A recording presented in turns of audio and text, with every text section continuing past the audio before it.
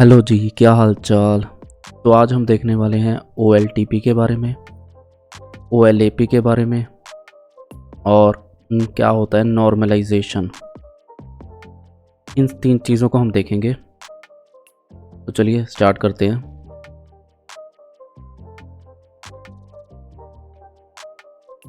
OLTP से start करते हैं एक सिंपल एग्जांपल से। देखो, OLTP का मतलब है ऑनलाइन ट्रांजैक्शनल प्रोसेसिंग, मतलब ट्रांजैक्शंस। सिंपल वर्ड्स में ट्रांजैक्शंस। ट्रांजैक्शंस क्या होता है? अगर आपने कहीं काम करा है SQL में, डेटा वेयर हाउस में या कहीं भी, तो आपको पता है अगर ट्रांजैक्शंस का मतलब होता है इंसर्ट अपडेट डिलीट, बस। तो इंसर्ट अपडेट डिलीट किस में होगा? जो फॉर एग्जांपल आप किसी ई कॉमर्स उसमें कर रहे हो, तो डेली के ऑर्डर्स प्लेस हो रहे हैं कंपनी के लिए, उसमें कुछ ट्रांजैक्शंस मतलब जो हो रही है, बिल पे करे जा रहे हैं, कुछ कैंसिल हो रही हैं, तो ये सारा कुछ क्या आ जाता है? OLTP में आ जाता है। तो इसमें क्या मतलब है इसका? जो फॉर एग्ज़ाम्पल अगर आपने सपोज अपने ATM से 500 रुपये निकाले, तो उसी टाइम क्या होना चाहिए? आपका बैलेंस अपडेट हो जाना चाहिए। डेली जितनी भी ट्रांजैक्शंस हो रही हैं, कोई ऐसा नहीं होनी चाहिए फॉर एग्ज़ाम्पल कि आपने इधर से ट्रांजैक्शन करी, उधर से किसी और ने ट्रांजैक्शन करी, 2 ट्रांजैक्शन पैरेलल थी, तो इसके कारण क्या हो गया? एक ट्रांजैक्शन जो है उसका डेटा ख़राब हो गया। मतलब दूसरी ट्रांजैक्शन पहली ट्रांजैक्शन को अफेक्ट ना करे। सिंपल सी बात है। अगर आप अपने ATM से 500 निकाल रहे हो, वहीं किसी ने आपके अकाउंट में कुछ डलवा दिए, तो वो ट्रांजैक्शन और ये ट्रांजैक्शन को ख़राब ना करे। ये दोनों अलग अलग ट्रांजैक्शंस हैं, ठीक है?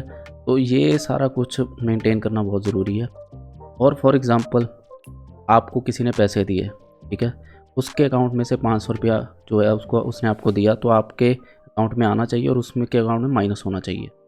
अगर सपोज़ करो आपके अकाउंट में उसके अकाउंट से माइनस हो गया, लेकिन अभी आपके में प्लस नहीं हुआ था और बीच में ट्रांजैक्शन फ़ेल हो गई, अब क्या होना चाहिए? ये तो आप भी समझ पा रहे हो कि उसके जो माइनस हुआ था वापस प्लस होना चाहिए ना। नहीं तो ऐसा हो जाएगा कि उसके अकाउंट में तो चले गए 500, आपके पास आए नहीं। तो ये क्या होना चाहिए? इसको एटोमिसिटी कहते हैं। तो ये क्या होना चाहिए? सिंपल सी बात है कि यहाँ तो पूरी ट्रांजैक्शन कंप्लीट होनी चाहिए, होल ट्रांजैक्शन, होल इसमें क्या कुछ आ गया? उसका माइनस आपका प्लस, या तो दोनों कंप्लीट होने चाहिए या दोनों रोल बैक होने चाहिए। रोल बैक मतलब उसका 500 माइनस हुआ था वो वापस आ जाए, अगर आपके पास नहीं आया तो ये सारी चीज़ों का ध्यान रखना पड़ता है। तो इसके लिए क्या होना चाहिए? तो ये इसके लिए जो सिस्टम बना होता है, OLTP सिस्टम कहते हैं इसको मेंटेन करने के लिए, ठीक है?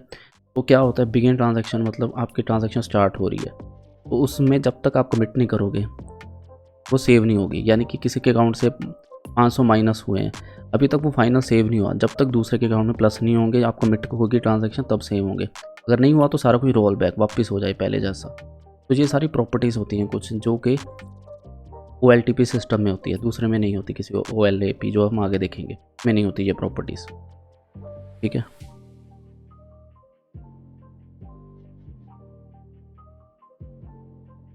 OLAP के बारे में देखते हैं। इसका मतलब है ऑनलाइन एनालिटिक प्रोसेसिंग। नाम से पता चल रहा है जो एनालिसिस के काम आता है। आपने कुछ जॉब रोल्स भी देखी होंगी, जैसे डेटा एनालिस्ट, BI एनालिस्ट। तो उनका काम क्या होता है? जो प्रीवियस ईयर्स का ह्यूज डेटा पड़ा है, तो चार्ट्स में कन्वर्ट करके या वो करके वो बिज़नेस में कैसे यूज़ हो, मतलब कैसे फॉर एग्ज़ाम्पल आपका 2-3 साल में अगर कुछ बिज़नेस प्रॉफिट में था, अब लॉस में जा रहा है या कुछ भी है, तो वो चेक करना है। तो वो चार्ट्स वगैरह में आप देख पाओगे। तो वो कैसे होगा? एक BI एनालिस्ट की मदद से होगा। और वो क्या यूज़ करेगा? OLAP सिस्टम की मदद से, जो प्रीवियस ईयर्स का ह्यूज डेटा है उसको देख के चार्ट्स में कन्वर्ट करके आपको पता लग पाएगा, ठीक है? तो इसका काम क्या है? यानी कि बिज़नेस एनालिटिक्स के लिए यूज़ होता है। इसके लिए क्या चाहिए होगा आपको? इसके लिए प्रीवियस ईयर्स का डेटा। अब जैसे यहाँ पे एग्जांपल अगर हम देखें, तो आपके इतने 3-4 साल में मिलियंस ऑफ ट्रांजैक्शंस हों, मिलियन से भी ज़्यादा, काफ़ी ज़्यादा ट्रांजैक्शन। तो उसको एनालाइज करना है, तो उसको आप एक-एक करके तो एनालाइज करना है, सारी ज़िंदगी निकल जाएगी। तो वो एक एग्रीगेटेड डेटा जो सेव पड़ा हुआ है, तो इस OLAP टूल की मदद से आप उसको चार्ट में कन्वर्ट करके उसको देख पाओगे, जो कि बहुत ईज़ी है, कोई भी देख के 2 मिनट में चेक कर पाएगा। तो इतना ह्यूज डेटा को उस चार्ट में कन्वर्ट करके ईज़िली चेक कर पाना, ठीक है? तो ये किसकी मदद से हो पाता है? OLAP टूल की मदद से हो पाता है। तो क्या करता है? एनालिसिस के लिए काम। तो इसके लिए क्या है? हिस्टोरिक डेटा, काफ़ी ईयर्स का जो पुराना डेटा पड़ा है।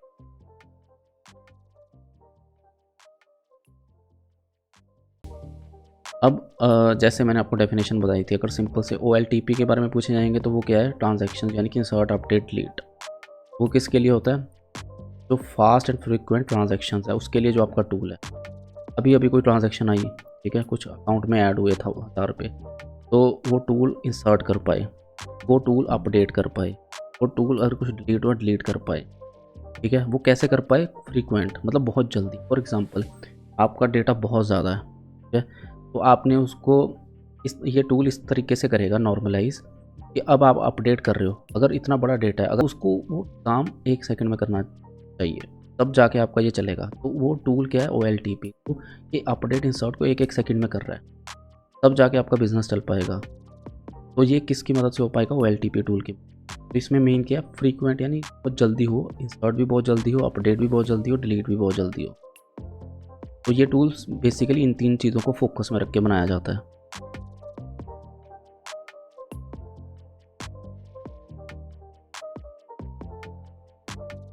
OLAP किसके लिए बनाया जाता है, जो बहुत ह्यूज डेटा सेट है, कॉम्प्लेक्स क्वेरीज है, ठीक, तो उनके लिए बनाया जाता है, ठीक है।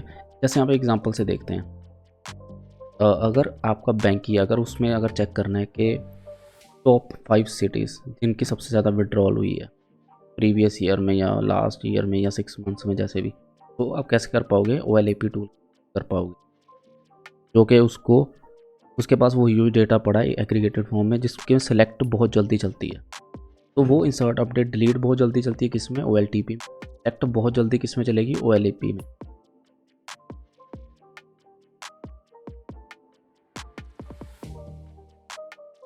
अब हम देखते हैं नॉर्मलाइजेशन। देखो नॉर्मलाइजेशन क्यों देख रहे हैं हम, क्योंकि जो OLTP है उसमें नॉर्मलाइज करा जाता है और जो OLAP है उसमें डी नॉर्मलाइज करा जाता है। तो ये क्या होता है, उससे पहले हमें नॉर्मलाइजेशन पता होना चाहिए। तो नॉर्मलाइजेशन सिंपल है, जो आपका SQL सर्वर में, अगर आपने SQL में या कहीं आपने टेबल देखा हो, तो उस बड़े सारे टेबल को डिवाइड करा जाता है 2 या 3 या 4 या ऐसे करके टेबल्स में डिवाइड करा जाता है। क्यों करा जाता है, डुप्लीकेशन को अवॉइड करने के लिए और डेटा इंटीग्रिटी को इम्प्रूव करने के लिए। ये कैसे हो पाती है, ये एग्जांपल से हम देखें।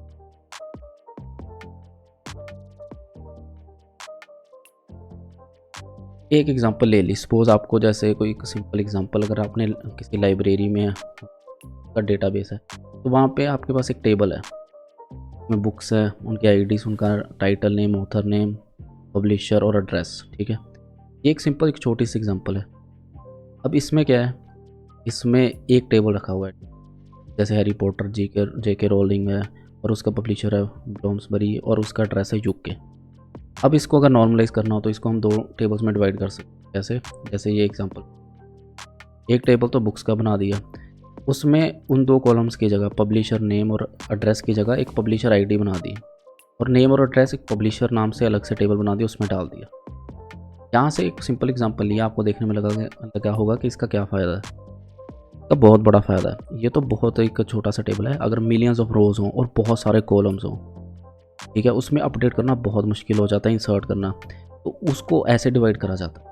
ये तो एक छोटी सी एग्जांपल से बताया। वैसे अगर आप बहुत बड़ा टेबल हो, मिलियंस ऑफ रोज़ और काफ़ी सारे कॉलम्स हों, उसमें अगर आप उसको डिवाइड नहीं करोगे अलग अलग टेबल्स में, तो अपडेट करने लगोगे तो 5-6 मिनट तो आपके अपडेट करने में लग जाएंगे।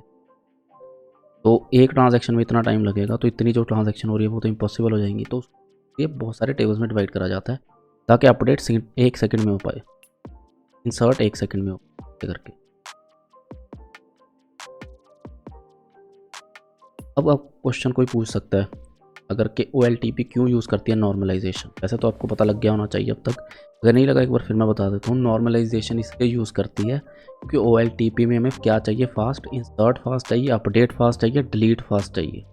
तो ये 3 चीज़ें कैसे हो पाएंगे, नॉर्मलाइजेशन की मदद। नॉर्मलाइजेशन की मदद से कैसे, क्योंकि वो एक टेबल को छोटे छोटे टेबल्स में डिवाइड कर देता है, जिसके कारण अपडेट करना बहुत ईजी हो जाता है। हाँ, इसमें सेलेक्ट क्वेरी थोड़ी स्लो हो जाएगी क्योंकि बहुत सारे टेबल्स हैं, उनमें जॉइन लगेगा, ये लगेगा, तो सेलेक्ट थोड़ी स्लो हो जाएगी। लेकिन ये सेलेक्ट के लिए बना ही नहीं है, ये अपडेट, इंसर्ट और डिलीट के लिए। सेलेक्ट भी करते हैं इसमें, लेकिन वो थोड़ी स्लो भी हो जाए, इतना फ़र्क नहीं पड़ेगा। और इसको अगर हम देखें, इंसर्ट, अपडेट, डिलीट तो फास्ट होती है नॉर्मलाइजेशन से। नॉर्मलाइजेशन जो है डेटा को डुप्लीकेशन से बचाता है, इंटीग्रिटी इंप्रूव करता है, उसकी कंसिस्टेंसी इंप्रूव करता है उसकी। तो आपको डेटा अगर पूरा एक्यूरेट चाहिए तो आपको नॉर्मलाइज करना ही पड़ेगा। एक टेबल में अगर ऐसा हो यहाँ पर उसी में रिकॉर्ड सारे डाली जा रही हो, इतने ह्यूज कॉलम्स है, इतना ह्यूज डेटा है और डाली जा रहे हो, तो उसको चेक कर पाना और सारा कुछ देख पाना कि डुप्लीकेट तो नहीं है, ये इम्पॉसिबल हो जाता है। छोटे छोटे टेबल्स को करना बहुत ईजी। तो अगर आप यहाँ तक आ ही गए हो, यानी कि आपको ये वीडियो अगर पसंद आई है, तो एक छोटी सी हेल्प आपके से एक लाइक शेयर कमेंट, क्योंकि अभी मैंने एक न्यू चैनल स्टार्ट करा है। अगर ये ऐसे ही बढ़िया चलता रहा तो मैं प्लान कर रहा हूँ और वीडियोस ऐसी बढ़िया बढ़िया लाने के लिए। और थैंक यू सो मच।